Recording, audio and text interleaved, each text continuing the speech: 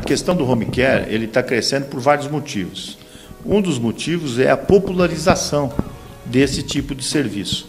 E por que ele vem se popularizando? O home care vamos dizer, ele só tem coisas a favor dele. Por quê? Primeiro, o envelhecimento da população. O envelhecimento da população aumenta a necessidade de mais cuidados.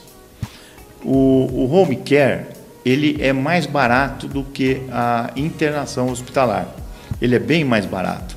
Então, houve essa descoberta por parte das próprias operadoras de planos de saúde.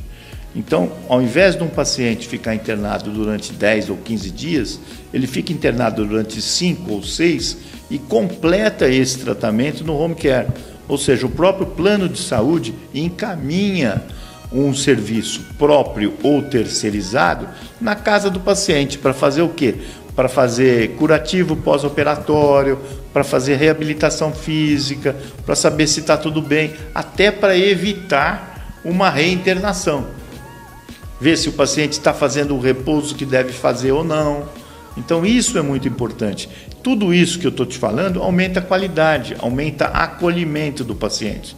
Então, na verdade, o home care é muito importante e vai ser cada vez mais importante para o bem-estar do paciente, o bom atendimento. E tem um fator adicional a isso aí, eu chamo de fator adicional, mas é um fator que nos próximos anos nós vamos perceber muito, que é a questão da reforma trabalhista que nós tivemos em julho, começou a valer em novembro. Ela vem dar segurança jurídica para os serviços de home care que podem agora contratar os seus funcionários por tempo trabalhado. Então, com a flexibilização que permite hoje, então um serviço de home care não tem mais a necessidade de trabalhar com cooperativa, muitas vezes cooperativas irregulares, que o Ministério Público estava muito em cima. Nós tivemos, ao longo dos anos passados, muitas autuações em muitos serviços de home care. Eles sofreram muito a marcação cerrada do Ministério Público do Trabalho. Então, isso vem trazer uma segurança jurídica e é muito importante para o setor. Nós temos muito a comemorar.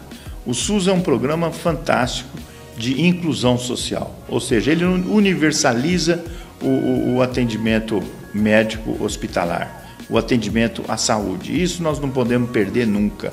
Não podemos nem perder de vista e muito menos perder efetivamente esse atendimento, esse acolhimento, essa inclusão social.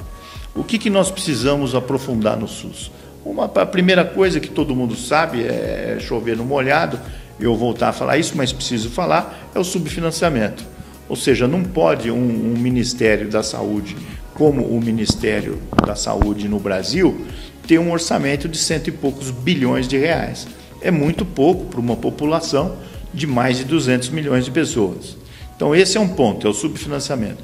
O segundo ponto é destacar que o Brasil é um país pobre em recursos, não recursos naturais. Nós somos ricos em recursos naturais, mas somos pobres em desenvolvimento. Então um país pobre precisa saber fazer com a maior eficiência possível o que ele precisa fazer, o que ele precisa exercer de papel.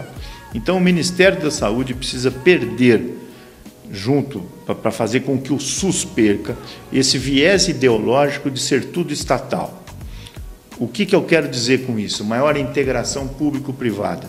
Vai baratear o custo da saúde no Brasil e, mais do que isso, vai dar efetividade às ações de saúde que hoje não tem no Ministério da Saúde. Por exemplo, o Ministério da Saúde tem um programa de vacinação excelente. Ninguém quer fazer isso, nós precisamos que seja feito pelo Ministério da Saúde. O Ministério da Saúde faz uma regulação muito boa, tanto o Ministério da Saúde quanto as agências reguladoras, no caso, principalmente a Anvisa.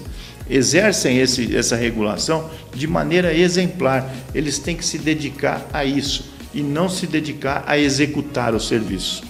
Então, o que nós temos que fazer é justamente isso, uma maior integração público-privada para poder produzir um serviço, produzir um atendimento mais barato e mais eficiente à população. Nós temos alguns campos em que isso é completamente exemplificada no Brasil. O campo da oncologia é um, em que nós temos poucos serviços estatais e muitos serviços privados. E o SUS paga isso.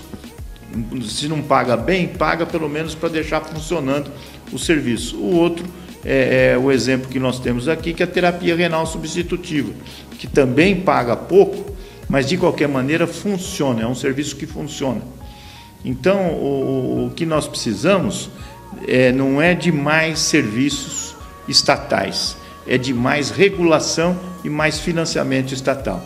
A iniciativa privada, ela tem competência, tem conhecimento e tem condições de suprir a população brasileira de um atendimento de saúde adequado.